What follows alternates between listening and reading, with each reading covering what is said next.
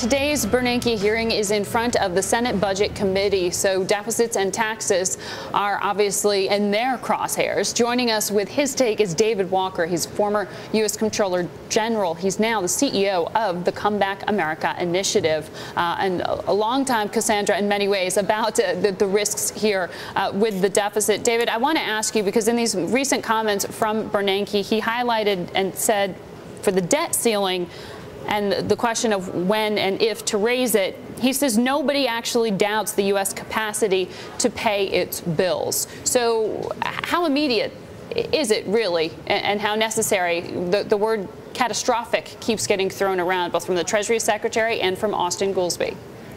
We clearly have to raise the debt ceiling limit. There's no question about it.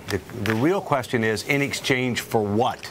What many people don't realize is that if we hit the debt ceiling limit, because Social Security is negative cash flow, the first of the month following the month that we hit it, the checks won't go out on time. That's not obviously something that's desirable politically. So the real key is that what are you going to do in exchange for raising it? We need tough statutory budget controls with automatic enforcement mechanisms to make sure that Congress starts to act to deal with the structural deficits. And I'm happy to add more if you want. Well, thanks for that. I want to ask you, since you know, the Fed chairman, as you may point out, I mean, his dual mandate has more to do with inflation and with employment specifically. But when asked about the deficit, he also gave some credit here, some blame to unemployment, and it causing the budget deficit to climb as high as it has. How much of a factor is that versus some of the entitlement programs you're talking about? Well, it's fair to say that the short-term deficits are driven largely by temporary factors. First, a recession followed by weak economic recovery, high unemployment, two undeclared and unfinanced wars, a range of bailouts and stimulus efforts, temporary tax cuts, etc. The Congress and the Fed are doubling down to try to help improve economic recovery and jobs. But what they're not doing is dealing with the real threat, which is the structural deficit. It is imperative that the Congress begin to take steps to deal with the structural deficit, because that represents the threat to our country and our families in the future. And yeah, I know, David, you've written about this issue extensively, and in an op-ed, I'm trying to pull it up here now, you were talking about, when it comes to fiscal spending, wanting to see some job creation via spending on infrastructure programs. That we need to do a much better job of investing in critical infrastructure in ways that will end up enhancing economic growth. You know, when we ended up pushing out hundreds of billions of dollars in the last stimulus plan, we didn't have that many shovel-ready projects. We need to learn from other countries. Europe does a much better job of planning for critical infrastructure such that when they want to end up investing more, they can do it in a timely and cost-effective manner. We need to do a better job there.